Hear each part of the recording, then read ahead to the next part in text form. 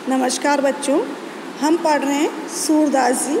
सूरदास जी के सूरसागर के हमने 4 पद तो पढ़ लिए हैं। अगला पद हम आज पढ़ेंगे। देखिए, पद आपके सामने हैं।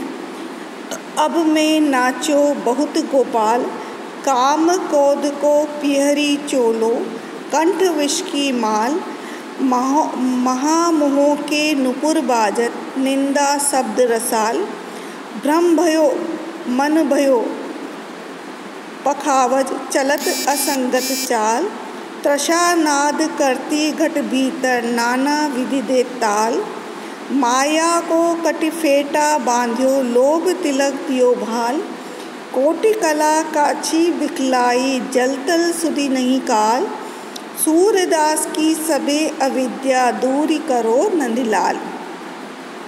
प्रस्तुत पद में सूरदास जी अनेक सांसारिक जो बंधन हैं, उन सांसारिक बंधनों में, माया मोह में के चक्र में पड़े हुए व्यक्ति के बारे में बता रहे हैं कि संसार के माया मोह में पड़ने के बाद व्यक्ति अनेक ऐसे अकरणीय कार्य करता है जो कि वो नहीं चाहते हुए भी करना पड़ता है, और वह इन सब में इतना सांसारिक बंधनों में की वजह से इतना जकड़ जाता है कि वो अनेक दूसरे कर्म करता ही चला जाता है।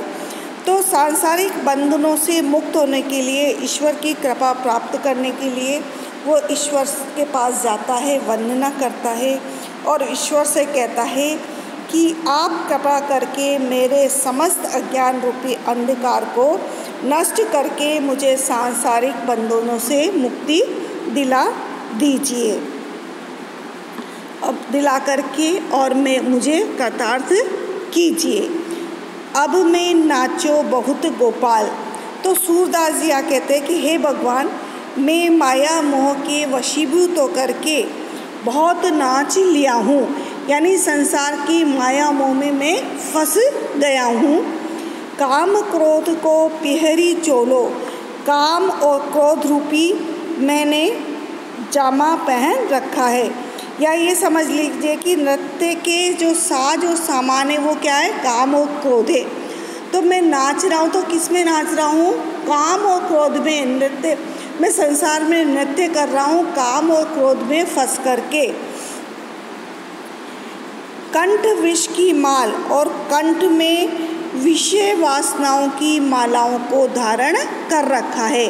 तो यहाँ पर सूरदास जी बताना चाह रहे हैं कि मैं संसारिक जो माया मोह है, अर्थात नृत्य रूपी जो माया मोह है, उस माया मोह में मैंने काम, नृत्य में जो साज सामान काम आते हैं, उन सामान को उन्होंने काम और क्रोध का चोला पहन करके, और मैंने कंठ में विषय वासनाओं की मालाओं को धारण कर लिया है। महामोह के नुपुर बाजत, और इन नुपुरों में जो मेरे पैरों में नुपुर बंधे हुए हैं, पैरों में जो घुंघरू बंधे हुए हैं, वो घुंघरू क्या है? माया मोह है। तो माया मोह के घुंघरू मेरे पैरों में बज रहे हैं, निंदा रूपी घुंघरू मेरे पैरों से उनकी स्वर बज रहे हैं, यानी इन नुपुरों से निंदा का रस भरा हुआ स्वर निकल रहा है। भ्रम भयो, और क्योंकि माया के मैं वशीभूत हो गया हूँ, तो भ्रम का मैंने, भ्रम तो क्या है, मेरी विषय वासनाओं हो गई है, उसमें मुझे, उन विषय वासनाओं में मुझे स्वर्ग के समान आनंद प्राप्त होने लगा है। भ्रम भयो मन भयो पखावज, और मन रूपी जो भ्रम रूपी जो भोजन से युक्त होकर, यानी जो विषय वासनाओं हैं, उन विषय वासनाओं को मैंने अपना भोजन बना लिया गया है कि उनके बिना मैं रह नहीं सकता। तो भ्रम भयो मन भयो पखावज, भ्रम रूपी भोजन से युक्त मन रूपी पखावज में शरीर के अंदर चलत असंगत चाल, तृष्णा रूपी चाल चल रही है, या तृष्णा रूपी चलने की जो आवाज़, आवाज़ आ रही है। तो क्या है कि ब्रह्म रूपी भोजन से युक्त मन रूपी पखाव से शरीर के अंदर तृष्णा रूपी नाद की या ध्वनि उत्पन्न हो रही है। तृषा नाद करी घट भीतर यानी मन के भीतर, मन के अंदर। तो इस आवाज़ से, इनसे तृष्णा रूपी अनेक प्रकार की लहरियाँ मेरे मन के अंदर गीत गा रही है, या लहरियाँ गति में नाचती घूम रही है। नाना विधि ताल और अनेक प्रकार से वो तालियां दे देकर के मुझे नचा रही हैं। कौन? विषय वासनाएं। माया को कटिफेटा बांध्यो, और माया रूपी मैंने कटी यानी कमर, माया का मैंने कमर के अंदर बंधन बांध रखा है। फेटा यानी बंधन, तो माया का मैंने कमर के अंदर बंधन बांध रखा है। लोभ तिलक दियो भाल, और लोभ रूप का तिलक मैंने मस्तक पर लगा रखा है। कहने का तात्पर्य यह है कि अविद्या माया मेरे शरीर को हर वक्त किसी न किसी रूप में घेरे हुए रहती है, और मेरा मस्तक, मेरा दिमाग सदैव लोभ और प्रलोभन में डूबा रहता है। मुझे यह भी पता नहीं है कोटि कला काछी दिखलाई, मुझे यह भी पता नहीं है कि मैंने इस संसार में रह करके और कितने ही पाप किए हैं। कोटि यानी अनेक कितने ही, करोड़ों।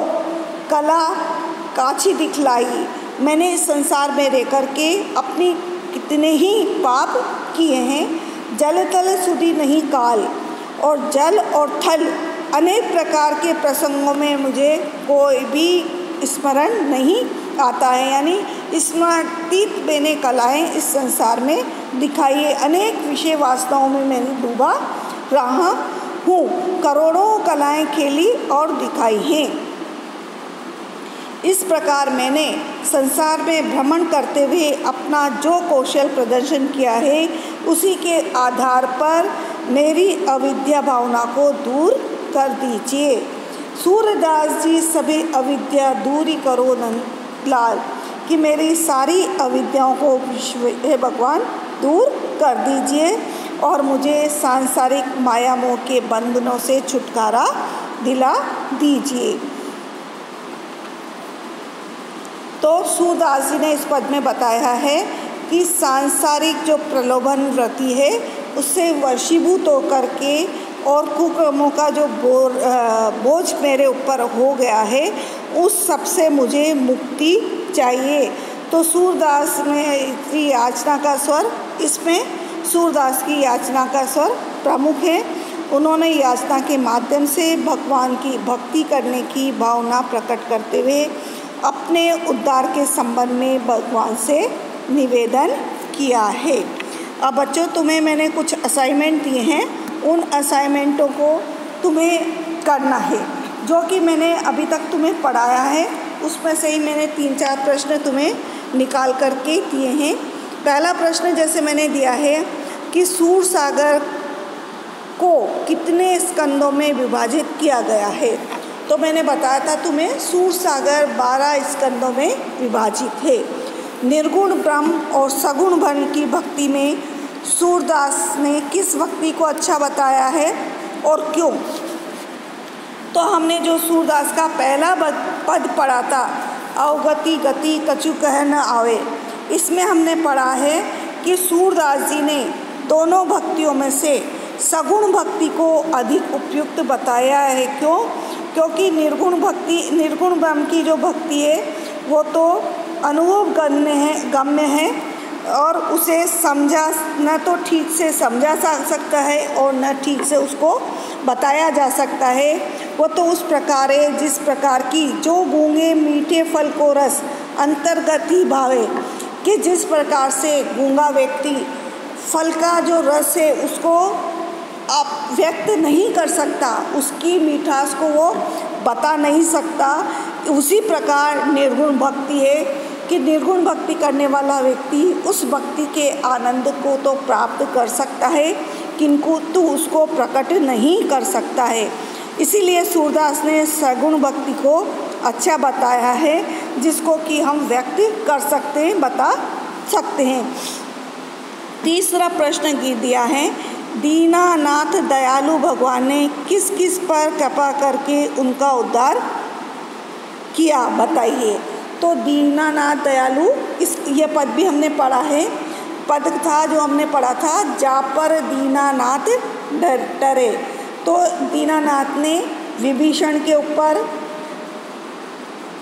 अजामिल के ऊपर, नारद के ऊपर, शंकर के ऊपर, कुब्जा के ऊपर, सीता के ऊपर कई उदाहरण दे करके और हमें बताया कि उन सब का इन्होंने उद्धार किया है।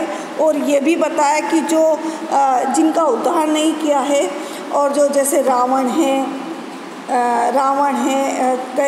सीता है, शंकर है, ये सब भी ऐसे चरित्र हैं जिनको कि अपने जीवन में दुख भोगने को